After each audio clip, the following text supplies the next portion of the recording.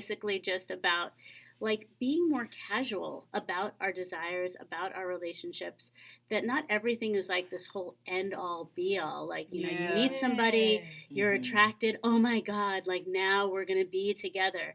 It's like, you know what? I'm just trying to get to know you right now. I'm just trying to like find out more about you, and yeah, maybe down the road we'll become closer, maybe we won't.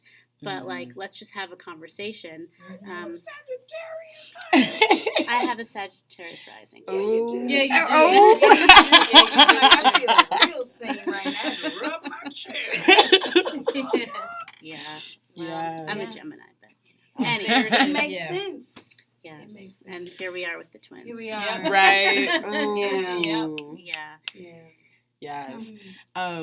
So what you're saying it's really powerful, and it reminds me, as I was coming up with the title for this episode, a good friend of mine was like, you should have just called it All I Want for Christmas is Great Sex. And I was like, and I thought about it, and I was like, but that's not what the show is about. Like, not everybody wants great sex for Christmas. Like, I don't know who doesn't, but but I feel you. But like exactly what Spice is saying, like let me pause and fantasize and think, like maybe I want to, or like Melora, perform, maybe I just want to think about it. For me, it's like maybe I just want to cuddle, you know, or like, you know, there's so many different layers of intimacy and connection and relationship and concepts of pleasure that this idea that we're immediately going to sex and intercourse as a first resort for intimacy is a breakdown in what true spiritual and human connection really is. But you know what else you're getting at is it's not good enough. It's no longer good enough to just say sex. Sex doesn't equal good. You know what I mean? Like that's not good enough. Like to say all I want for Christmas is you know, great sex. What is that? Yeah. Because what does that mean? Not a lot of people are having great sex unless they are really tapped in, connected, communicating, all these things we're talking about. So it has to go beyond what we just learned to say and repeat if we want a different experience of our sexual lives. Yes. And to be real, I mean, we'll be 42 on Thursday. If I'm blessed enough to live another 40, I would love to pick up some tools along the way. Amen. So that I'm not living into this world from, I want to say 20 years ago, where when you're old, you're washed up, you don't do. And now we're having other conversations about what it means to be sexually active as a senior. So all these tools, I'm like, yeah, let's get them all, honey. Yes. I think we all bring it around. It can be a whole better world. Yes, and I love what you're pointing to, because the question becomes, how do you define great sex? What is it? What does it mean? What does it look like for you, for your partner, and how do you create that together? Yes. Yeah. Yes. Well, I will say that I think one of the ways to like know that what you're having is great sex, it's really all about being present with the person, you know, not like following this script of like, okay, this is what's supposed to happen. First you start kissing, then you start moving your hands down the body, then you left nipple, it's like, right nipple. Yeah, like that may or may not be exciting for a certain amount of time, but you know, eventually that's always going to get boring. And it's so much more about just being in the moment with the person that you're with and having that connection. And then, you know, asking for what you want too in those moments, that's where there's some real power in it as well. Because, you know, like I was saying when we first started this conversation, sometimes you just don't even know what you want. Sometimes you have to like explore in order to find out. I mean, I've had some of the best sex of my life with people that when I first met them, I was like, meh, all right, whatever. And then, you know, once we got into a sexual space with each other, the whole vibe changed and everything about that person. Sometimes people even look different after you have like sex with them, and you're like, oh my gosh, like I'm just seeing you in this different way. See you in a different light. Exactly. Oh Lord. So, you know, it's just really wonderful to be able to be open to that. And so I feel like that's the thing that I would just want to remind people is to not let your fear and your shame get in the way of you just being open to to being open with yourself and being open about your desires and being open with other people. And remember Spyce's rule of cash and just say, you know what, hey, you seem interesting. Let's hang out. Yeah, I'm with that. We got like 2 minutes. What would you like to make sure comes through in this dialogue?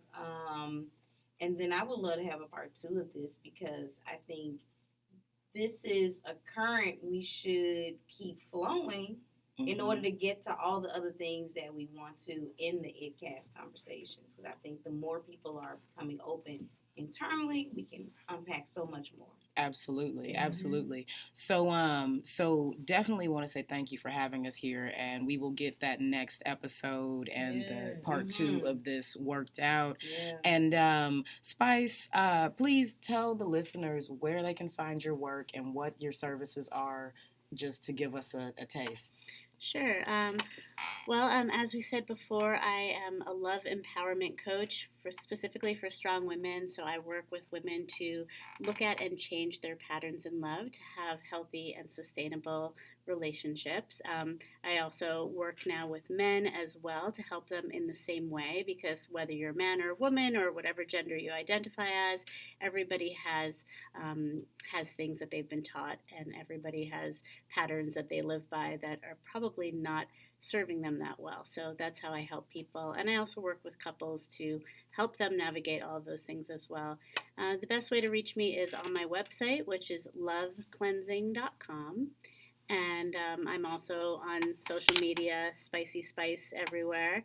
And, for anybody who's listening now, if you contact me in the spirit of the holidays and in the spirit of asking for what you want, I'm offering a special deal for anyone who contacts me who's listening to this, that if you want to work with me, I want you to tell me what it is that you want and what it is, how it is that you want to work with me, and even what it is that you want to pay. So, and we'll figure out the details from there. But that's my thought for the evening. So I wish everybody the power to ask for what you want, get what you want, and have an amazing, wonderful sex life and love life. Yeah. Beautiful. Thank you for your generosity. So you can find out more about Spyce and add some spice to your holidays at lovecleansing.com. Find out more about the ItCast on Facebook, and now find us on YouTube. Please subscribe. You can also find more at nikashirels.com and visit our Patreon, patreon.com/nikashirels. Thank you, and join us next month. Yes. And to our listeners, thank you for joining us inside the Veggie Lounge with Melanie and Melora Green. This will be our last show for the year, and we look forward to getting back with you all in the new year. Thank you for being with us. Thank you for just loving on our guests and supporting all the wonderful events and things that are happening. Thank you to all those listeners who've been contributing to our fall fundraiser for KPOO. Again, donations are tax deductible, and you can make donations at kpoo.com. I think that's all for us. Don't forget to visit the Don't Shoot, an opus of the opus of the Opulence of Blackness at the Museum of the African Diaspora. The show runs through March 1st, 2020. And also, don't forget to visit the African American Art and Culture Complex website, aaacc.org. Creative co-working space coming up in the new year. Lots more. Stop by. Horizon, come through, say hi, and let people know about KPOO. The next voice you will hear